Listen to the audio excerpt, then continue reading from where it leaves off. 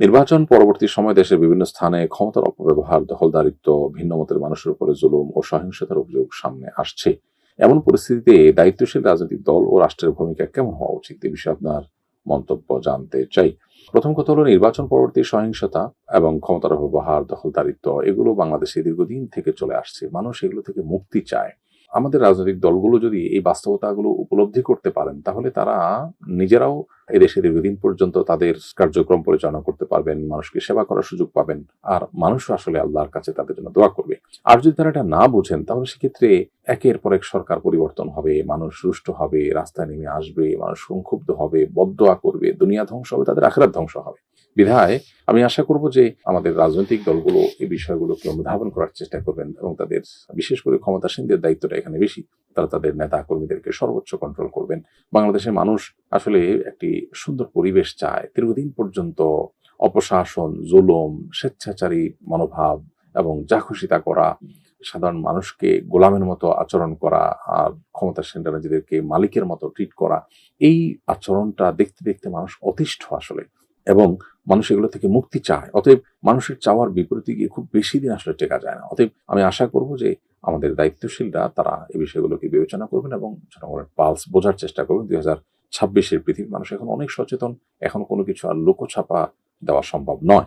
আল্লাহ তাআলা তাদেরকে হেদায়েত দান করুন, আমরা মনে প্রাণে দোয়া করি। এবং যারা জুলুম করবেন, মনে রাখবেন এই জুলুমের বিচার শুধু আখিরাতে হবে না, দুনিয়াতেই আপনি এটার জন্য সাফারার হবেন এবং আপনাকে এর মূল্য দিতে হবে, টুডে অর টুমরো। যারা ইতিপূর্বে জুলুম করেছে কেউ রক্ষা পায়নি, প্রত্যেকটা মানুষকে তার প্রাপ্য আল্লাহ তাআলা বুঝিয়ে দিয়েছেন। এজন্য আল্লাহর ওয়াস্তে জুলুম করবেন না। তাছাড়া আখিরাতে জুলুম কিন্তু বহুমুখী অন্ধকার হয়ে আসবে, নবী সাল্লাল্লাহু আলাইহি ওয়াসাল্লাম জানিয়েছেন। তো জাতীয় ত্রয়োদশ সংসদ নির্বাচনের মধ্য দিয়ে একদল নতুন জনপ্রতিনিধির উপর দেশ পরিচালনার গুরু দায়িত্ব অর্পিত হলো। জনপ্রতিনিধির উদ্দেশ্যে আপনার বিশেষ বার্তা কি হবে? প্রথমে আমরা অভিনন্দন জানাই যারা নতুন সংসদ সদস্য হিসেবে নির্বাচিত হয়েছেন। সেই সাথে আমি তাদেরকে বলবো, নির্বাচনী এই ক্রিয়াকর্ম পরিচালনা করতে গিয়ে তারা কারো হক নষ্ট করেছেন কিনা, আল্লাহর কোনো বিধান লঙ্ঘন করেছেন কিনা, কোনো গুনাহে লিপ্ত হয়েছেন কিনা, সেই বিষয়গুলোকে স্মরণ করে তওবা করা এবং ইস্তেগফার করা। আল্লাহ রাব্বুল আলামিন সূরা নাসরের মধ্যে শুরুতে আমাদেরকে যে কোনো বিজয়ের পর তওবা ইস্তেগফারের যে নির্দেশনা দিয়েছেন, আল্লাহ তাসবিহ এবং পবিত্রতা জ্ঞাপনের পাশাপাশি তওবা ইস্তেগফারের যে নির্দেশনা দিয়েছেন, সেটি আসলে যে কোনো ক্ষেত্রেই আমরা আমাদের জন্য প্রয়োগ করতে পারি। অর্থাৎ যে কোনো অর্জনের পরই যে অর্জনটার পেছনে আমার কোনো অন্যায় বা কোনো ভায়োলেশন, কোনো আল্লাহর হুকুম লঙ্ঘন হলো কিনা, বিশেষ করে নির্বাচনী এই প্রক্রিয়া যেটা গণতান্ত্রিক এই ত্রুটিপূর্ণ বিধি ব্যবস্থার মধ্য দিয়ে যেটি অনুষ্ঠিত হয়ে থাকে, তার ভেতরে বহু ত্রুটি থাকে। রাস্তা বন্ধ করে মানুষের হক নষ্ট করা, মানুষের দেয়াল লিখন, নির্বাচন চলাকালীন সময় অবৈধ টাকা পয়সার লেনদেন, আরো যতভাবে অন্যায় বা গুনাহ হতে পারে, আল্লাহর নাফরমানি কাজ হতে পারে, সেগুলোর জন্য তাদেরকে আমরা বলবো আল্লাহর কাছে ইস্তেগফার করার জন্য, এবং যে সুযোগ তারা পেয়েছেন এই সুযোগের সর্বোচ্চ সদ্ব্যবহার যেন তারা করেন। বিশেষ করে বিদেশিদের সন্দৃষ্টি আছে, এই দেশটাকে কোনোভাবে মেরুদণ্ড সোজা করে দাঁড়াতে না দিয়ে তাদের বিভিন্ন এজেন্টদেরকে দিয়ে আমাদেরকে দুর্বল করে রাখার যে প্রচেষ্টা আছে, সেই প্রচেষ্টা যেন তারা ঠেকিয়ে দেওয়ার জন্য দীপ্ত কণ্ঠে শপথ করেন এবং সেটার জন্য তারা সর্বোচ্চ চেষ্টা করেন। এটি থাকবে আমার তাদের প্রতি উদাত্ত আহ্বান। বাংলাদেশের মতো এরকম একটি দেশ, অর্থনৈতিকভাবে নানা দিক থেকে আমরা পিছিয়ে আছি। আমরা যদি ভিনদেশীদের আরোপিত এবং চাপিয়ে দেওয়া বিভিন্ন কালচার, তাদের বিভিন্ন এজেন্ডা, এগুলোকে আমরা যদি উপেক্ষা করে আমরা যদি নিজের পায়ে নিজে দাঁড়াতে পারি, আমাদের সর্বোচ্চ শক্তি ব্যবহার করতে পারি, অপশাসন দূর করতে পারি, দুর্নীতি দূর করতে পারি, আইনের শাসন প্রতিষ্ঠা করতে পারি, এবং এদেশের সংখ্যাগরিষ্ঠ মানুষের চিন্তা, আদর্শন, বিশ্বাসের প্রতি আমরা শ্রদ্ধাশীল থাকতে পারি, তাহলে এই দেশটি খুব অল্প সময়ের মধ্যে পৃথিবীর অনেক দেশকে ছাড়িয়ে যাওয়া সম্ভব।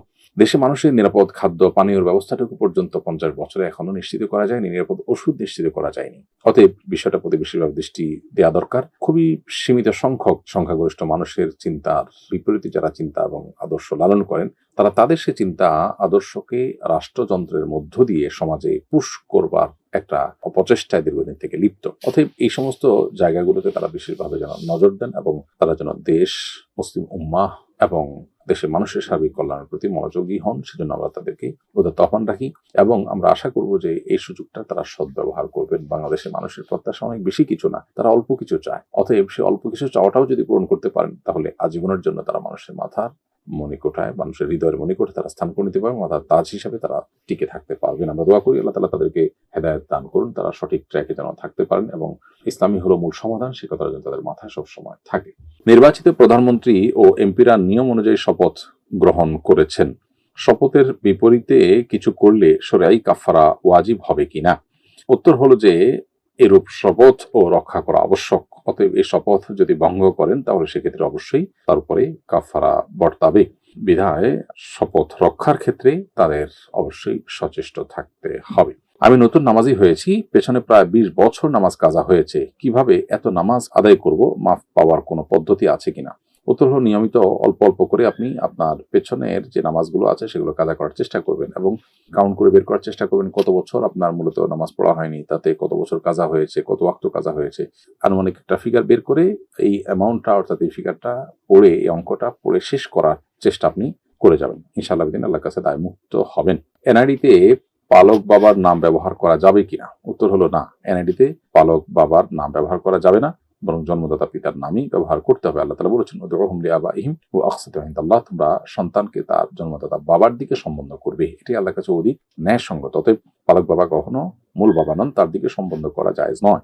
আমি ইউরোপে পড়ার জন্য গিয়েছি, আগে আমার দিনই বোধ ছিল না, তাই সিটিজেনশিপের জন্য আবেদন করেছিলাম। এখন আমার সিটিজেন এসে পড়েছে, আমার জন্য কি তা গ্রহণ করা ঠিক হবে? আমি এখানে কালচারকে ঘৃণা করি।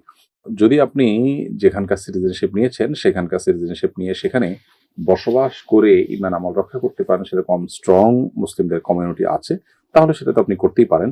বরং দাওয়াতি কাজের উদ্দেশ্য বিশেষ করে যদি থাকেন এবং দাওয়াতি কাজে ইনভলভ হন, ইনশাআল্লাহ সেটা আপনি করতে পারেন। তবে পরবর্তী প্রজন্মের ইমান আমল রক্ষা করা বিশেষ করে খুবই ডিফিকাল্ট হয়, সে বিষয়টি আপনাকে মাথায় রেখে সিদ্ধান্ত গ্রহণ করতে হবে। আর সিটিজেনশিপ নেওয়ার পর আপনি সেখানে থাকলেন না, অন্য কোনো ইমানের জন্য অনুকূল দেশে গেলেন, কিন্তু এই সিটিজেনশিপের কারণে আপনি বিভিন্ন বেনিফিট পেলেন, সেটা আপনি করতে পারেন, সেটা সবচেয়ে ভালো হয় আপনার জন্য। ইমান আমলও সেফ থাকলো, আবার এদিকে আপনি সুবিধাটা গ্রহণ করলে সেটি আপনার ইমানের জন্য কোনো ক্ষতিকর হলো না।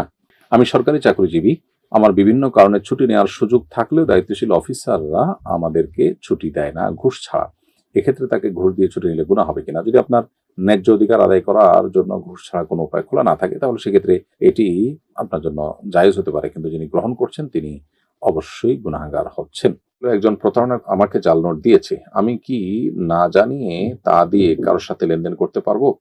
কেউ যদি আপনাকে জাল নোট দিয়ে থাকে তাহলে তিনি অন্যায় করেছেন, গুনাহ করেছেন। এখন আপনি এটা আবার আরেকজনকে দিতে পারেন না, কারণ আপনি যাকে দিয়েছেন তিনি তো কোনো অন্যায় করেননি।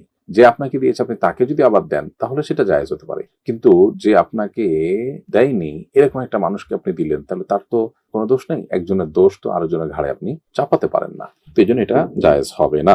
একজন ইমানদার কখনো কাউকে প্রতারিত করেন না। এখন প্রশ্ন হলো যে আমি তো ক্ষতিগ্রস্ত হয়েছি, তাহলে আমি আরেকজনকে না দিলে আমার কি হবে? উত্তর হলো যে সব ক্ষতি পুষিয়ে নেওয়ার জায়গা দুনিয়া না। ইমানদার হিসেবে আমাদের আখিরাত অনন্ত অসীমকালের আসল জীবন আসছে। সো এখানকার যে ক্ষতিটা পোষাতে গিয়ে আল্লাহর নাফরমানি হবে, সেটা যদি আমি অ্যাভয়েড করি, আল্লাহ তাআলা এই ক্ষতি আমাকে বহুভাবে পুষিয়ে দিবেন আখিরাতে ইনশাআল্লাহ। অতএব ইমানদারের কোনো হারাবার কিছু নেই। আমি যখন গুনাহ থেকে বাঁচবো আল্লাহ তাআলার ভয়ে, এটার মূল্য আমি আল্লাহর কাছে পাবো ইনশাআল্লাহ। আস-সুন্নাহ ফাউন্ডেশন, উম্মার স্বার্থে